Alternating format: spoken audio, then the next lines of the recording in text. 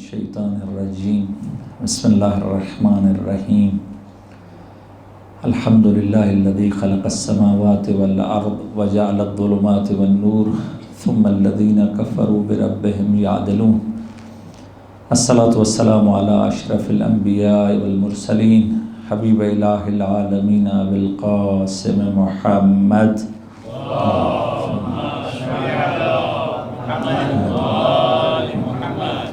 وآلہ الأطیبین الأطہرین سیما بقیت اللہ فی الأرضین روحی وارواحنا العالمین لتراب مقدمہ الفدا اللہم عجل لولیک الفرج والعافیت والنصر وجعلنا من خیر انصارہ وآوانہ والمستشہدین بین یدہ وہب لنا رأفتہ ورحمتہ ودعاءہ وخیرہ ما ننال به سعة من رحمتك وفوزا عندك اما بعد فقد قال الله تبارك وتعالى في كلامه المجيد بسم الله الرحمن الرحيم هو الذي ارسل رسوله بالهدى ودين الحق ليظهره على الدين كله ولو كره المشركون درود بھیجے محمد و آل محمد کی ذات اقتصا پر اللہم صلی علی محمد خداوند تبارک و تعالیٰ ہم سب کا بچھایا ہوا یہ فرش عزا اپنی بارگاہ میں قبول و مقبول فرمائے۔ خداوند تبارک و تعالیٰ ہم سب کو حقیقی عزاداری کرنے کی توفیق عطا فرمائے، اور خداوند تبارک و تعالیٰ ہم سب کے نام قیامت کے دن امام حسین علیہ السلام کے حقیقی عزاداروں میں سے قرار دے۔ مجلس کی قبولیت کے لیے ایک دفعہ پھر درود پڑھیے گا محمد و آل محمد کی ذات اقدسہ پر۔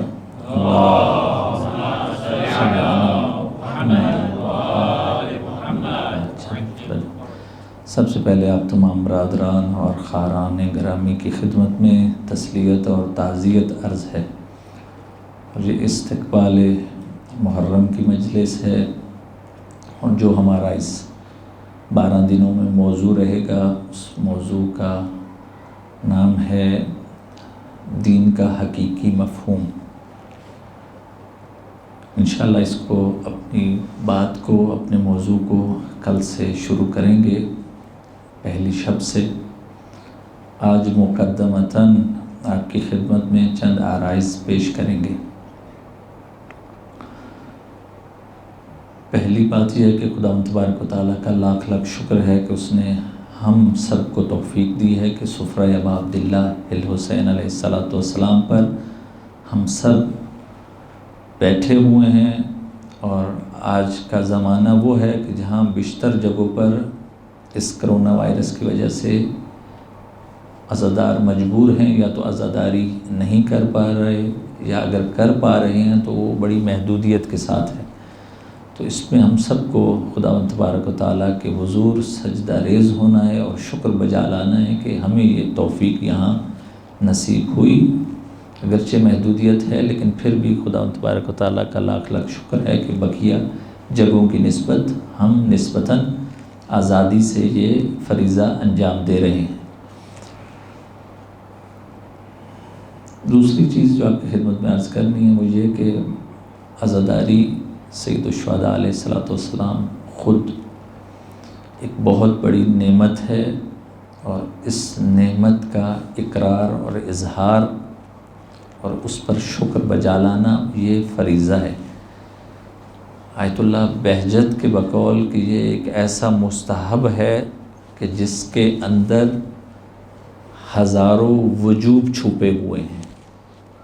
ایک ایسا مستحب عمل ہے عزاداری، لیکن اس کے اندر ہزاروں وجوب چھپے ہوئے ہیں اور پوشیدہ ہیں۔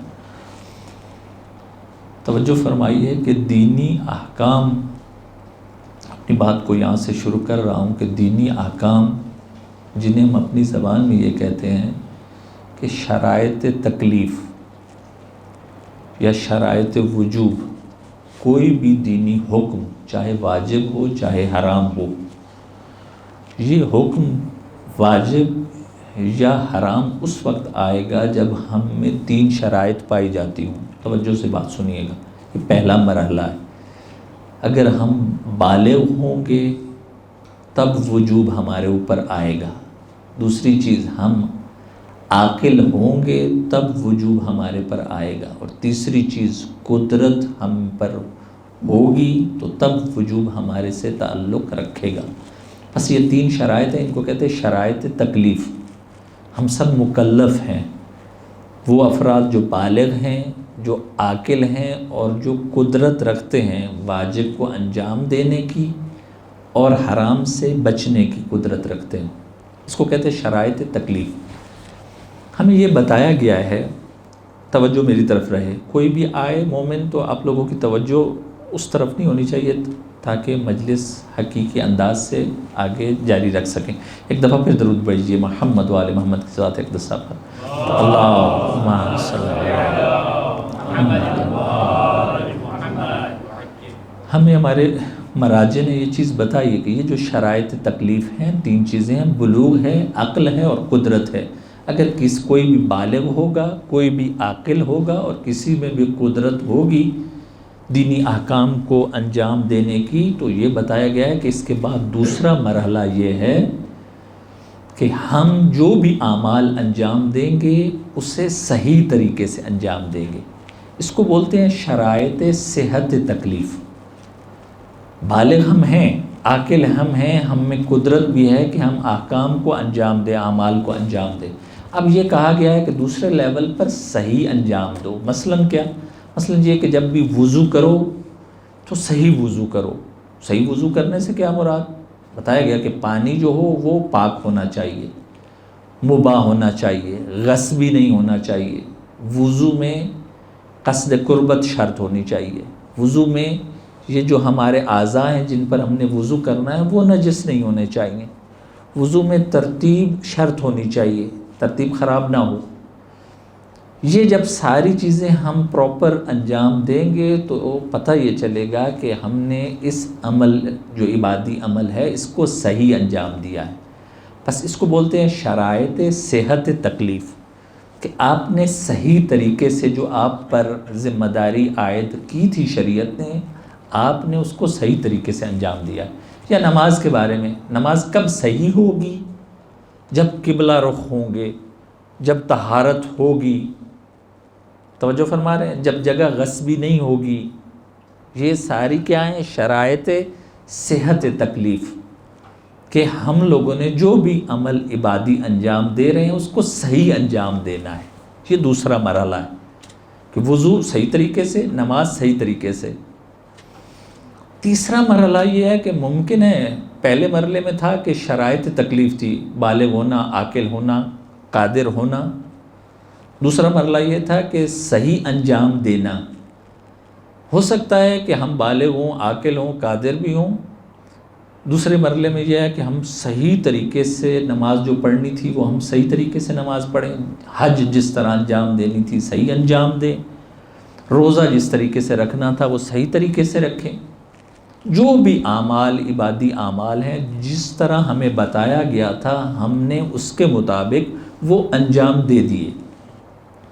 تیسرا مرحلہ یہ ہے کہ یہ اعمال جو ہم نے صحیح انجام دیے ہیں، آیا یہ بارگاہ رب العزت میں قبول بھی ہیں یا قبول نہیں ہیں؟ ٹھیک ہو سکتا ہے کہ بالکل صحیح وضو بھی پراپر کیا ہو، ساری اپنی شرائط کے ساتھ صحیح طریقے سے کیا ہو، نماز بھی بالکل ساری شرائط کے مطابق صحیح انجام دی ہو۔ اب سوال یہ ہے کہ آیا نماز جو پڑھی ہے وہ قبول بھی ہوئی ہے یا قبول نہیں ہوئی؟ اس کو بولتے ہیں شرائط قبولی اعمال۔ بس کچھ شرائط ایسی ہیں، کچھ کنڈیشنز شریعت نے ایسی لگائی ہیں کہ جس کی وجہ سے اعمال قبول ہوں گے۔ اگر وہ شرائط نہیں ہوں گی تو ہمارے اعمال قبول نہیں ہوں گے۔ میرے ساتھ رہیے گا۔ مثلا کون سے چیزیں ہیں کہ جس کی وجہ سے ہمیں پتہ چلے کہ ہمارے اعمال قبول ہو گئے ہیں خداوند تبارک و تعالیٰ کی بارگاہ میں؟ پہلی چیز جو ہمیں بتائی گئی ہے وہ یہ ہے کہ خداوند تبارک و تعالیٰ اور اس کے نبی پر اعتقاد رکھنا، اس کو ماننا، خداوند تبارک و تعالیٰ کی وحدانیت کا اقرار اور رسول اللہ صلی اللہ علیہ وآلہ وسلم کی رسالت کا اور نبوت کا اقرار کریں گے تب کوئی بھی عمل قبول ہوگا۔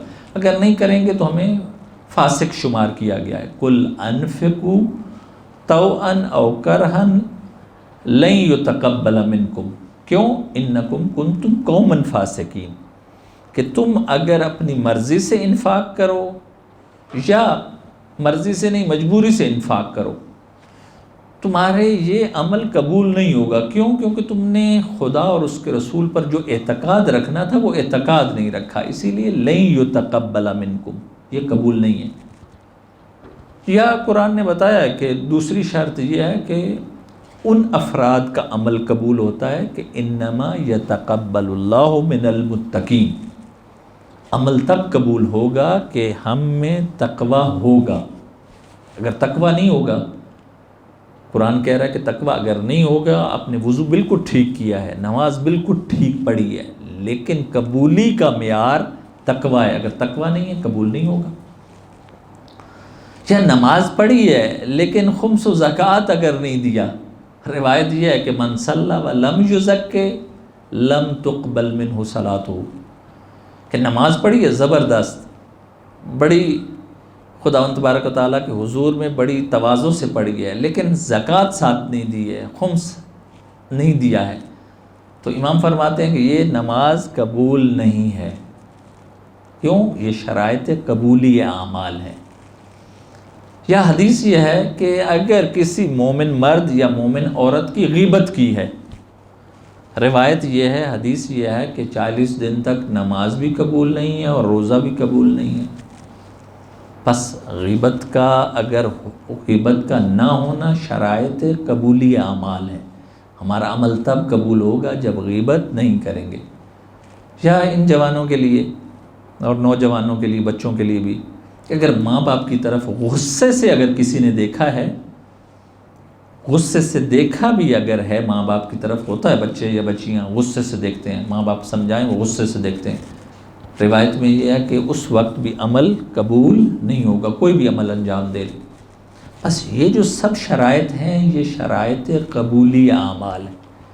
عمل اس وقت قبول ہوگا جب خداوند تبارک و تعالیٰ پر اعتقاد ہوگا، عمل اس وقت قبول ہوگا جب تقوی ہوگا، عمل اس وقت قبول ہوگا جب کسی مومن یا مومنہ کی غیبت نہیں کی ہوگی، عمل اس وقت قبول ہوگا جب خمس و زکوٰۃ جو فرائض ہیں وہ ادا کیے ہوں گے، عمل اس وقت قبول ہوگا کہ جب والدین کی طرف محبت بھری نگاہ دیکھی ہوگی۔ بس یہ شرائط قبولی اعمال ہیں۔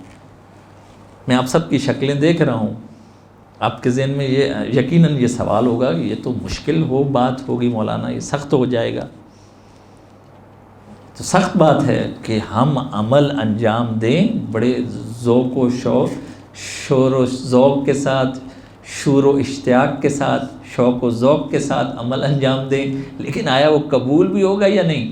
یہ جو شرائط مولانا بتا رہے ہیں یہ تو لگ رہا ہے کہ کوئی عمل بھی قبول نہیں ہوگا، کوئی عمل بھی قبول نہیں ہوگا۔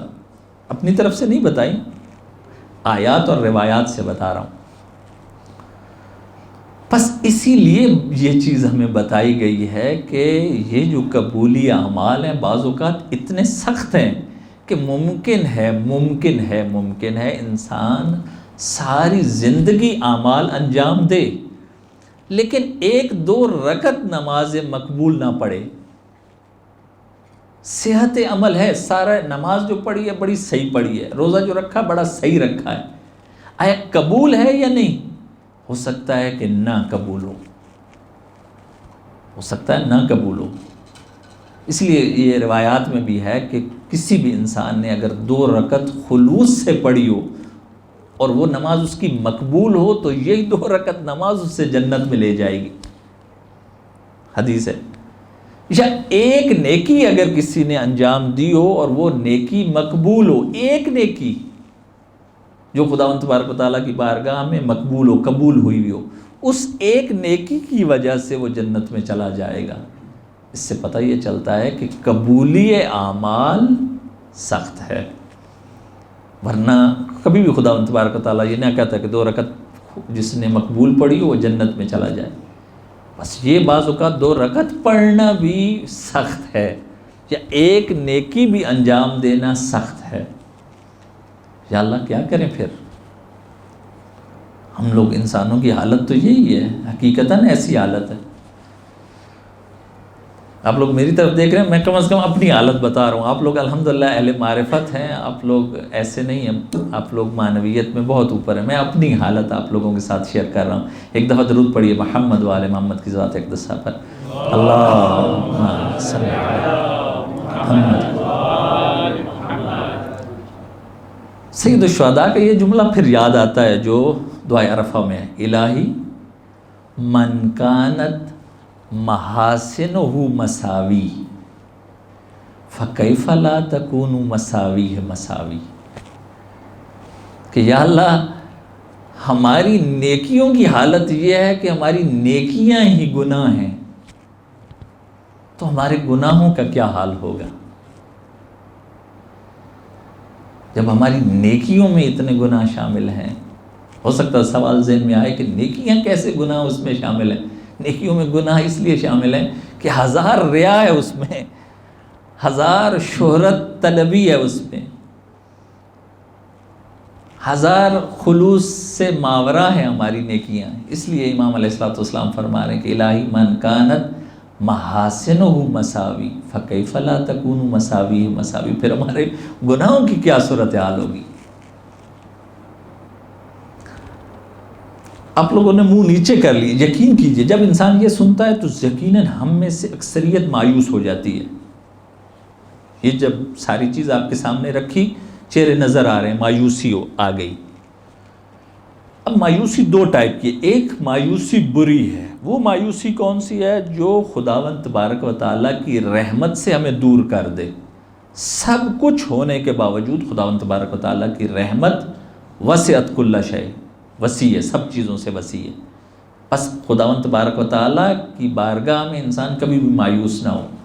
ہاں مایوسی اچھی چیز ہے. کس حوالے سے؟ توجہ رکھیے گا، مایوسی بہت اچھی چیز ہے. کس حوالے سے؟ کہ انسان اپنے آپ سے مایوس ہو جائے.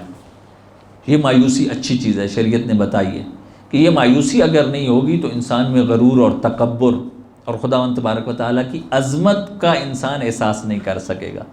بس یہ والی مایوسی اچھی ہے. اگر ذہن میں آئے تو انسان اپنے آپ سے مایوس ہو، خداوند تبارک و تعالیٰ کی رحمت سے کبھی بھی مایوس نہ ہو. اب رائے حل کیا ہے؟ یہ رائے حل سے پہلے سنیے، یہ ہم جیسوں کی صورتحال ہے. یہ ہم لوگ جیسوں کی صورتحال ہے، گناہ گاروں کی صورتحال ہے. اب آ جائیے وہ ہستیاں کہ جن کے لیے تخلیق کائنات میں وجہ تخلیق کائنات وہ ہیں، ان کے لیے پوری کائنات بنی ہے. ان کی صورتحال دیکھ لیجئے. جن کے لیے کائنات بنی ہے وہ اپنے رب العزت کی بارگاہ میں جب کھڑے ہیں تو ساری رات کھڑے ہیں. کس امید پر؟ اس امید پر کہ ان کے عمل بھی خداوند تبارک و تعالیٰ اپنی بارگاہ میں قبول کر لے گا. بس قبولی اعمال ہمارے لیے تو سخت ہیں ہی صحیح، لیکن ان کے لیے کہ جن کے لیے کائنات بنی ہے، جب ہم ان کی حالت دیکھتے ہیں تو ہم پھر اور زیادہ مایوس ہو جاتے ہیں کہ ہم کیا کریں گے، ہم کیا کریں گے. اب خداوند تبارک و تعالیٰ نے ہم سب کو اس مایوسی سے نکالنے کے لیے، اس مایوسی کا دروازہ بند کرنے کے لیے اور اپنی رحمت کا دروازہ کھولنے کے لیے ایک ہمیں فرصت دی ہے، ایک ہمیں موقع دیا، ایک ہمیں چانس دیا ہے، ایک اپرچونٹی کریٹ کی ہے، ایک باب کھولا ہے، ایک دروازہ کھولا ہے. اس باب اور اس دروازے کا نام حسین ابن علی. محمد صلی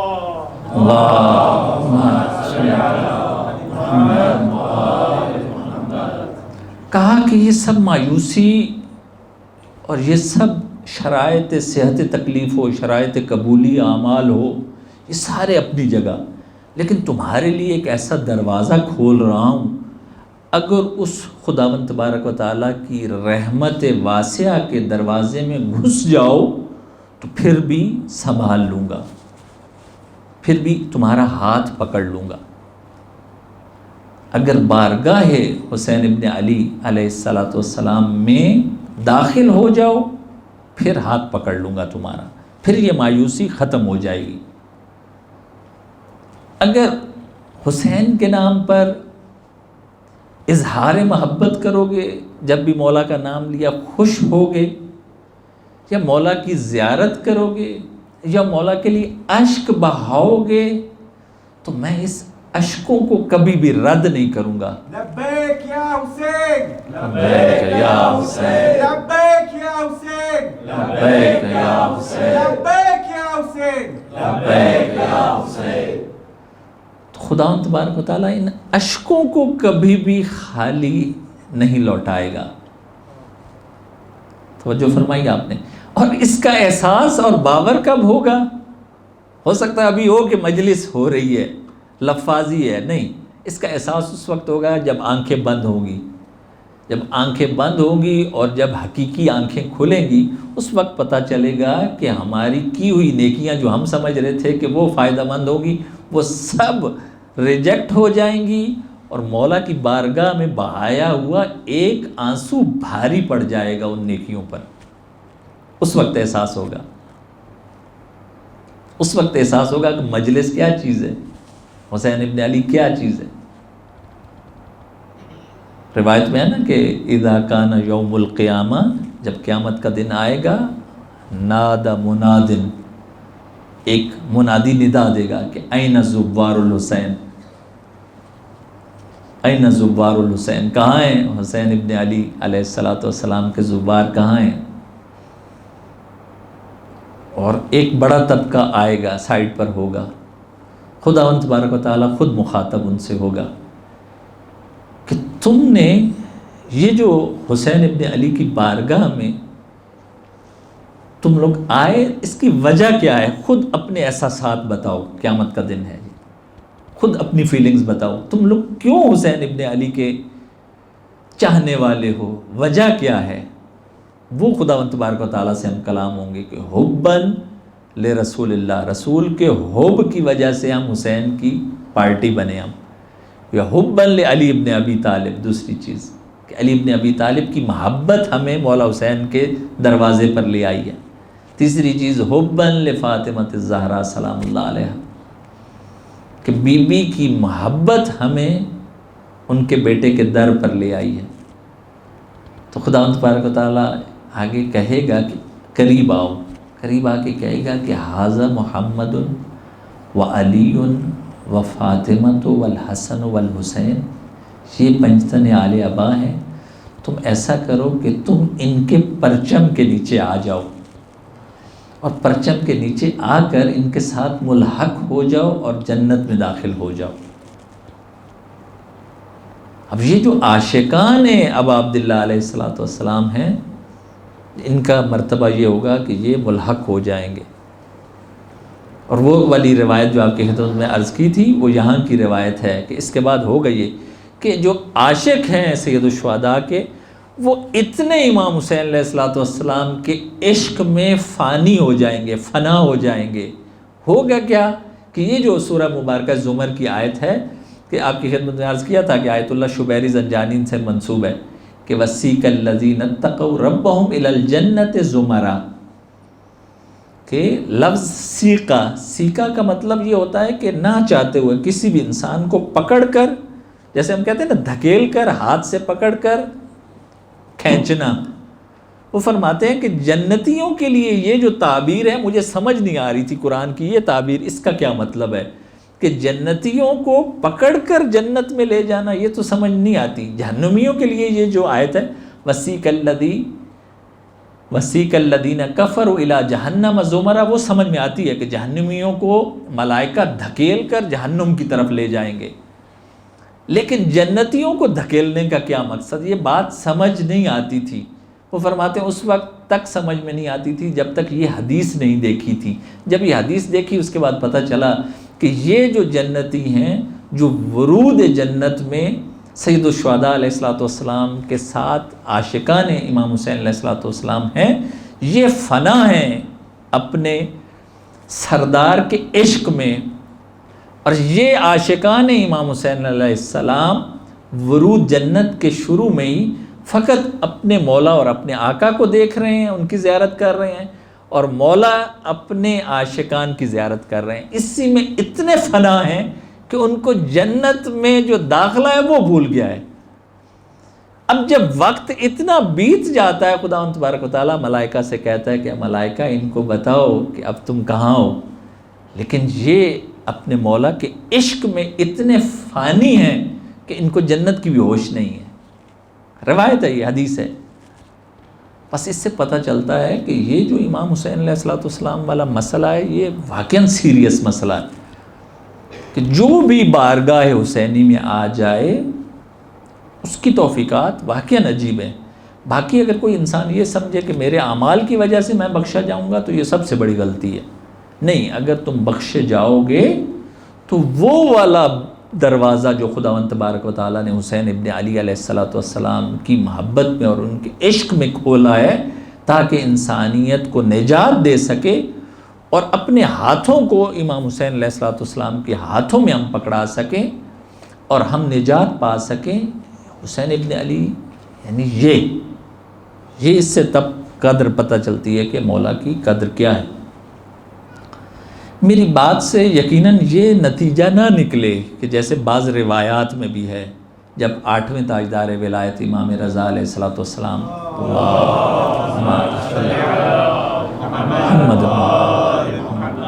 یہ جو پہلی محرم کو ہم لوگ حدیث پڑھتے ہیں کہ ابن شبیب، ریان ابن شبیب امام رضا علیہ السلام کی خدمت میں حاضر ہوئے اور انہوں نے امام رضا علیہ السلام سے کچھ چیزیں بیان کی جو حدیث میں بھی ہے، اور حدیث یہاں تک جب پہنچتی ہے امام فرماتے ہیں کہ ابن شبیب ان بقیت علی الحسین، اگر تم حسین ابن علی ابن ابی طالب کے غم میں اگر آنسو بہاؤ گے، حتی تسیر دموعک علی خدیک، یہاں تک کہ تمہارے آنسو تمہارے گالوں پر آ جائیں، ہوگا کیا؟ غفر اللہ لک، خداوند تبارک و تعالیٰ کل ذنب اذنبتہ، جو بھی تم نے گناہ انجام دیے ہوں گے، صغیراً کانا او کبیراً، چاہے صغیرہ ہوں چاہے کبیرہ ہوں، قلیلاً کانا او کثیراً، چاہے تھوڑے گناہ ہوں چاہے زیادہ ہوں، خداوند تبارک و تعالیٰ سب گناہوں کو بخش دے گا۔ صحیح ہے؟ یہ جو پیچھے بات کی اور یہ والی حدیث، اس سے ذہن میں یہ نہ جائے کہ بارگاہ حسین میں ہم آئیں اور جتنے گناہ کر لیں کوئی مسئلہ نہیں، کچھ نہیں کہیں گے ہمیں۔ میری بات کا یہ مفہوم نہیں ہے، قطعاً نہیں ہے۔ قبولی اعمال کے لیے ایک حد تک تقوی ضروری ہے، انما یتقبل اللہ من المتقین، ایک حد تک خوف خدا ضروری ہے۔ کسی امام نے یہ نہیں کہا کہ جتنے گناہ کرنے ہیں کرو، پھر آ کر مولا حسین کی بارگاہ میں دو آنسو بہا لو بخشے جاؤ گے۔ کسی امام نے یہ جملہ نہیں کہا، یہ یاد رکھیے گا، کسی نے نہیں کہا۔ ہاں ائمہ نے یہ کہا ہے کہ گناہ نہ کرو، اس کے بعد ہماری بارگاہ میں آؤ، آنسو بہاؤ، بخشے جاؤ گے۔ ہاں اگر گناہ کیے تو پھر کیا؟ اگر گناہ کیے پھر اپنے گناہوں پر بھی گریہ کرو، پھر مولا حسین پر بھی گریہ کرو، تاکہ تم میں اتنی لیاقت پیدا ہو جائے ان کے عزادار بننے کی۔ یہ ضرور کہا ہے، یہ بات یاد رہے، میری بات سے قطعاً یہ نتیجہ نہ نکلے کہ جو مرضی کریں جو مرضی کرتے جائیں ہمیں بخشوا دیں گے، نہیں۔ بخشش کا ایک کرائیٹیریا ہے، ایک معیار ہے، اس معیار پر اگر پورا اتریں گے تب بخشے جائیں گے۔ تو یہ جو بخشش کا معیار ہے محرم، یہ فرصت ہے، بارگاہ امام حسین علیہ السلام ایک فرصت ہے، ایک موقع، ایک اپرچونٹی، ایک چانس ہے کہ ہم سب جب دیکھ رہے ہیں کہ خداوند تبارک و تعالیٰ کے نبی، خداوند تبارک و تعالیٰ کے اولیاء، وہ خداوند تبارک و تعالیٰ کی بارگاہ میں جب گڑ گڑا رہے ہیں، ساری ساری رات کھڑے ہوئے ہیں، سارا سارا دن عبادت کر رہے ہیں، اس کے بعد بھی اپنے قبولی اعمال کے لیے مطمئن نہیں ہیں، تو میں اور آپ کیا چیز ہیں؟ بس جو فرصت ہے وہ ان ایام میں ہم سب کو اس فرصت سے فائدہ اٹھانا ہے، اس موقع سے فائدہ اٹھانا ہے، اس چانس سے فائدہ اٹھانا ہے جو خداوند تبارک و تعالیٰ نے ہم سب کے لیے قرار دی ہے۔ خداوند تبارک و تعالیٰ سے دعا ہے کہ خداوند تبارک و تعالیٰ محرم کے ایام میں ہمیں حقیقی عزادار بننے کی توفیق عطا فرمائے۔ صلی اللہ علیہ یا فاطمۃ الزہرا۔ یا بنت رسول اللہ، یا قرۃ عین الرسول،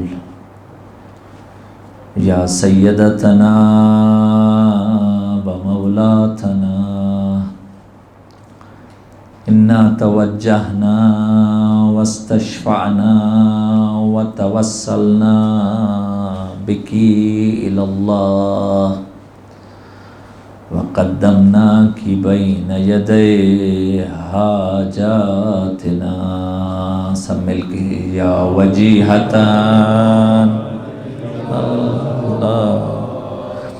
اشفعی لنا عند اللہ، یا وجیہتان عند اللہ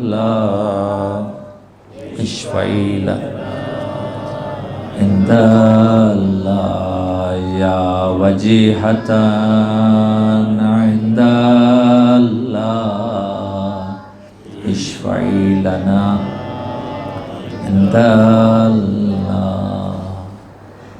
اب سب عزادار خواتین و حضرات آئے ہیں، استقبال محرم کی مجلس ہے، اور آج آپ پرسہ دینے آئے ہیں بی بی فاطمہ زہرا سلام اللہ علیہا کو، ان کے لال حسین ابن علی کا. شاید یہ کہنا مناسب ہو کہ بی بی کو پرسہ دینے آئے ہیں حسین ابن فاطمہ کا، حسین ابن فاطمہ کا پرسہ دینے آئے ہیں. کربلا کے مصائب کا آغاز اس وقت ہو گیا تھا کہ جب 11 ہجری میں رسول اللہ کی رحلت کے بعد نبی کی رحلت کے بعد نبی زہدی کو اپنا حق لینے کے لیے درباروں میں جانا پڑ گیا تھا. کربلا کے مصائب کا آغاز اس وقت سے ہی شروع ہو گیا تھا، اور یہ مصائب اپنے اوج پر جب پہنچے تھے تو بی بی کے یہ بین شروع ہو گئے تھے کہ صبت علیہ مصائب لو انہا صبت علی الایام سرن لیالیا. بابا آپ کے بعد زہرائے مرضیہ پر اتنے مصائب ٹوٹے، اتنے مصائب کے پہاڑ ٹوٹے کہ اگر وہ روشن دنوں پر بھی پڑتے تو وہ سیاہ راتوں میں تبدیل ہو جاتے. اجرکم علی اللہ، اجرکم علی اللہ، اجرکم علی اللہ. آپ شریف افراد تشریف فرمائیں. آپ میں سے کسی غیرت مند کا یہ سن بھی نہیں سکے گا کہ شریفوں کی خواتین کسی غیر محرموں کے نامحرموں کے مجمع میں جائیں، نامحرموں سے مخاطب ہوں. آپ مجھے بتائیے آخر کیا وجہ تھی، آخر وہ کیا چیز تھی کہ جس کی وجہ سے سیدۃ نساء العالمین کو یہ جملہ کہنے پڑے کہ صبت علیہ مصائب لو انہا صبت علی الایام سرن لیالیا، سرن لیالیا. آخر وہ کیا چیز تھی کہ جو تاریخ میں بتائی گئی ہے کہ 40